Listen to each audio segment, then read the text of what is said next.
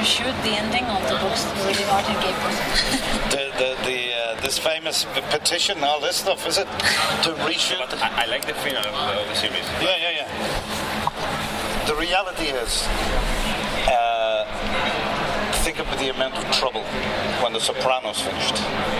When there's Fade to Black and everybody went, what? And got really angry. When something, and we were the same, we all loved the show. And when it came to an end, we were unhappy about it. We didn't want it to end because it's something beautiful. The reality is, it didn't matter what we filmed at the end. People were going to be unhappy because it finished. And that's the reality of the situation. We knew before we even started filming that people were going to be unhappy because they loved it, because it was a cultural phenomenon.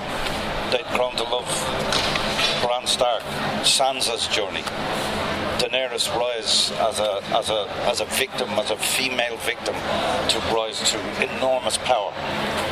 Cersei, looking after her children, it didn't matter, doing anything to make sure her children were happy. Arya's journey. There was just so many fantastic journeys. Jaime, from when we hated him in the first season, he was an idiot, and then into the second season, you start to go, maybe there's a little bit of humanity in this man. Sorry, I'm talking too much. No, go. So to go on this journey, on this beautiful storytelling that was written by grown-ups, for grown-ups, that needed all your attention. You don't cook your dinner when you're watching Game of Thrones. You stop everything and you watch and you go, oh yes, that's a connection to there. It was. People loved it, and we loved making it, and people loved it. So when we said goodbye, it was incredibly sad for us to say goodbye to it. And the life goes on. The story didn't end. We left the story, and that can make people a little bit angry. A ver, pues aquí es verdad, o sea, lo que vengo a decir es que la realidad es que da igual el final, ¿no? Si hubiera rodado ese final, como el que hemos rodado, nadie hubiera estado contento. No sé si os acordáis, cuando terminaron Los Sopranos nos quedamos todo el mundo como, ¿pero qué es esto? ¿No? Pues nosotros igual. A todo el mundo le gusta el show, los finales son tristes, nadie quería acabar con esta serie porque es una serie hermosa. Y da igual cómo lo hubiéramos acabado, la gente no iba a estar contenta independientemente del final que le quisiéramos hacer.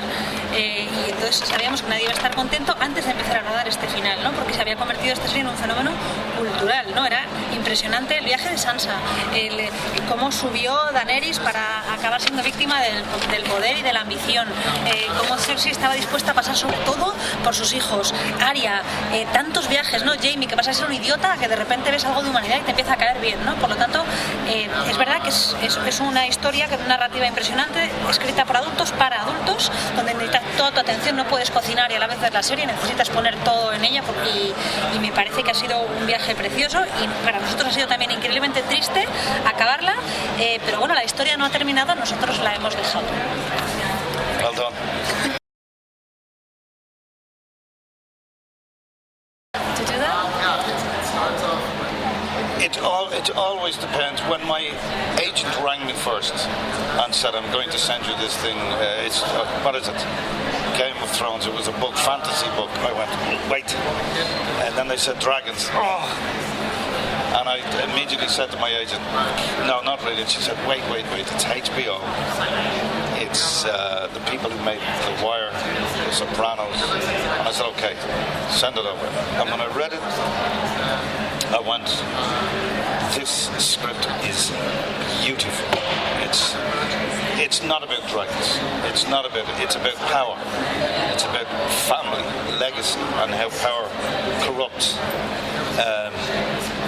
It holds the mirror up to society, about governments, about how people are left behind, and I found it incredibly interesting. The characters were beautifully drawn, and it was a story I couldn't say no to.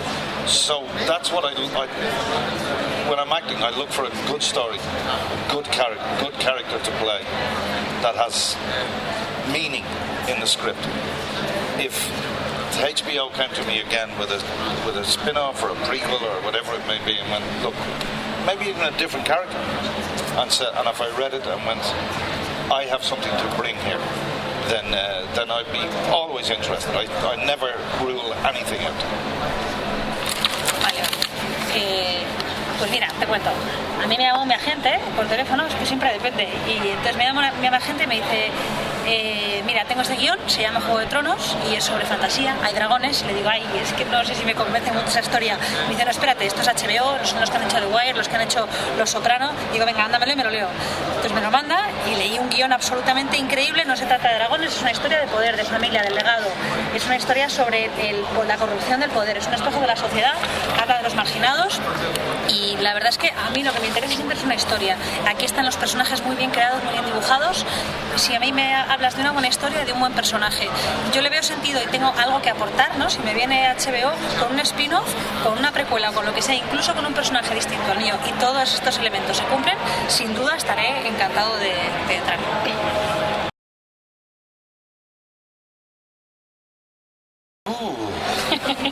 Good question. I thought while we were filming that Tyrion, who was the centre of the story, the heart, it was Ned Stark at the beginning.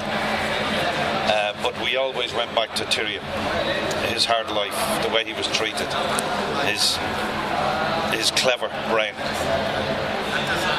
And I kind of thought, as you do when you're sitting on set, who would I be happy with?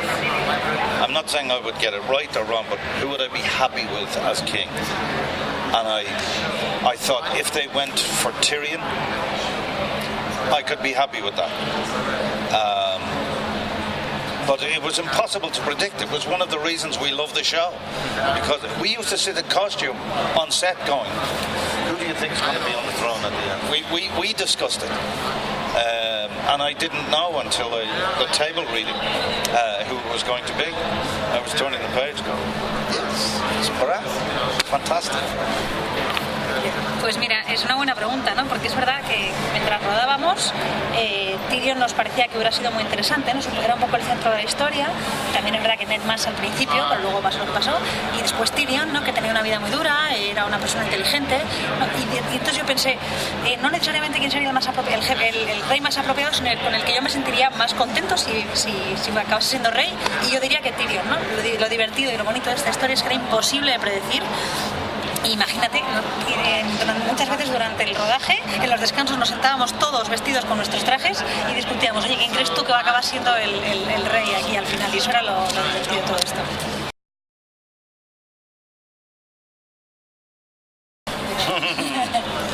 Good question. Yes, the moral compass has been called that.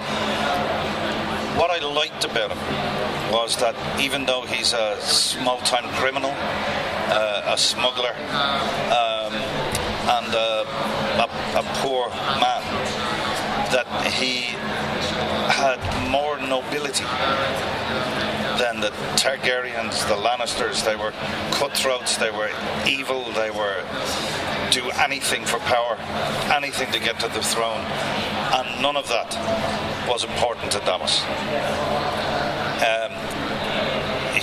His philosophy was that if you are lucky and privileged to be a leader, then your responsibility is to the people you lead, not to your own ambitions, not to your place in society or wealth or whatever that may be.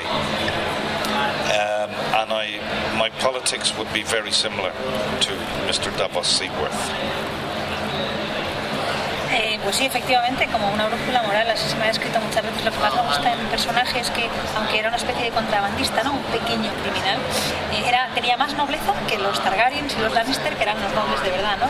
Que harían cualquier cosa para acceder al poder y para aumentarlo, ¿no? Desde cortar gargantas hasta lo que hiciera falta. Y sin embargo, nada de eso le importaba a Sir Davos. Su filosofía era: si tienes la suerte de convertirte en un líder, tu responsabilidad es hacia tu pueblo y no hacia tus ambiciones ni hacia el lugar que quieras ocupar en el mundo. Mi política en la vida como persona sería muy parecida a la de Sir Davos.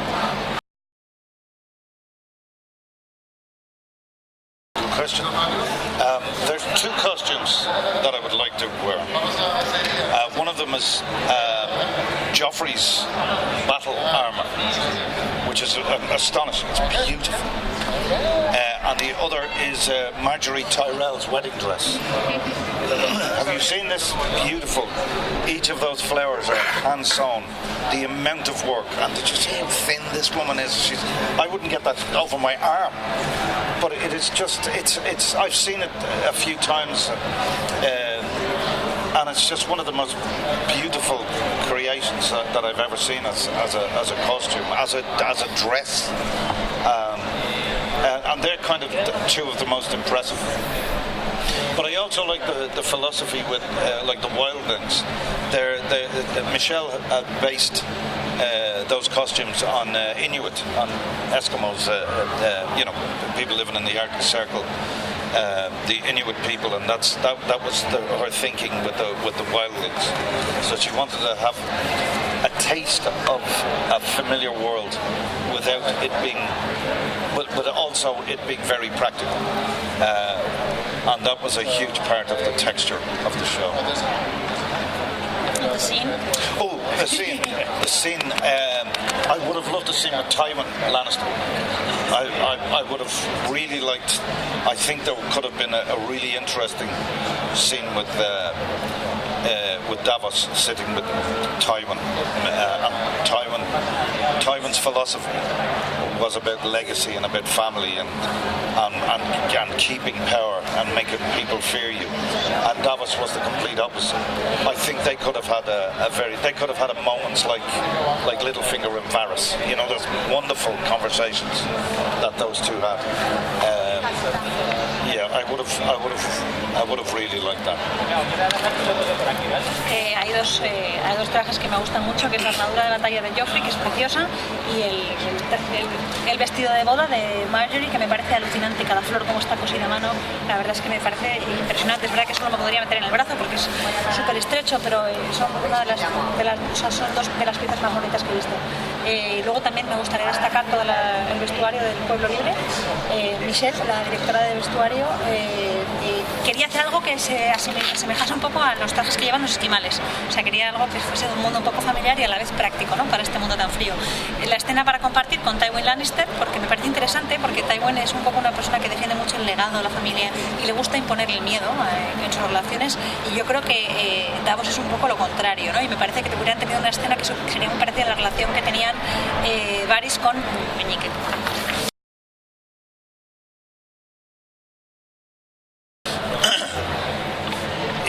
It was a kind of a slow burn. I came in at the beginning of season 2, although I met them before season 1 for another character. When I saw the first 10 episodes of season 1 before I started season 2, I thought this is very special. Something magical going on here. It's not often you can have wonderful performance in a not so good film. You can have a really good film with not very interesting acting going on or dialogue. There's always a problem. With this thing, it was cast brilliantly. The costumes were brilliant. The production design, the words that the actors were saying, it was just everything was coming together. So it was going into season 2. It was kind of scary because this thing was already beautiful. And as we went on, it kind of grew slowly, as you know. It kind of got, and then people started talking about it. The internet started hopping. And when it moved from a fantasy show into a mainstream audience and then exploded, then the newspapers, politicians start quoting the lines from a show. You kind of go, it started to get bigger than everybody. But it wasn't like this. It was a slow, it's like a fuse going on. It continued to grow like that. It became strange when it started becoming bigger than bigger than everybody involved, and that's when it became sort of interesting. But we all felt we were on a journey with it. The audience took it to their hearts. They took an ownership of the show. And we were incredibly happy about that, to share the ownership of the show, because we all felt we were on a journey to the end of this story.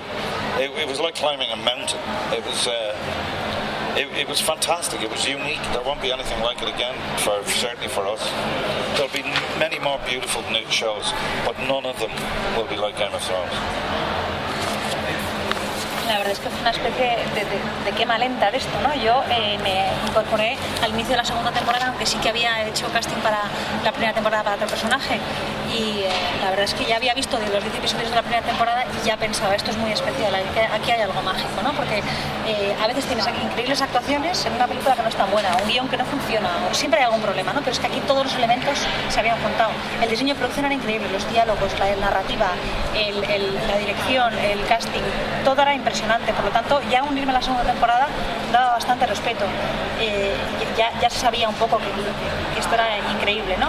Y entonces, como vosotros sabéis y he dicho antes, fue un proceso muy lento. Internet ya empezaba a echar humo un poco, y cuando pasó de ser una serie fantástica a una serie de mainstream, cuando ya todos los políticos empezaban a citar Juego de Tronos, los periódicos, se hizo más grande que todos nosotros, ¿no? A pesar de que fue un proceso lento, y siguió yendo así poco a poco, cada vez más grande, ¿no? Y fue muy extraño la sensación de que era más grande que todas las personas que estaban involucradas en todo esto. Pero todo lo bonito era que todos sentíamos que estábamos en un viaje, y el público es como que se hizo dueño de todo este proceso, y nosotros estábamos encantados de compartir la propiedad de esta serie, ¿no? Y hacía que el viaje fuese conjunto y fue mucho más bonito. Y sabemos que nunca más se va a repetir esto, y no va a haber nada igual de especial, especialmente para nosotros. Well done. Sorry, I talked too much. Okay. Thank you very much. Okay, nice talking to you.